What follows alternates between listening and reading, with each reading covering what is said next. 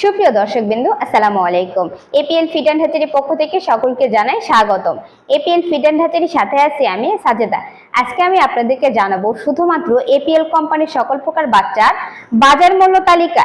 আজকের এপিএল কোম্পানির বাচ্চার বাজার মূল্য তালিকা হচ্ছে: সোনালী 33 টাকা, সোনালী সুপার ক্লাসিক 38 টাকা, মিশরীয় ফাওমি 44 টাকা, সোনালী হাইব্রিড 48 টাকা, সুপার প্লাস 49 টাকা এবং কালার বার্ড 60 টাকা।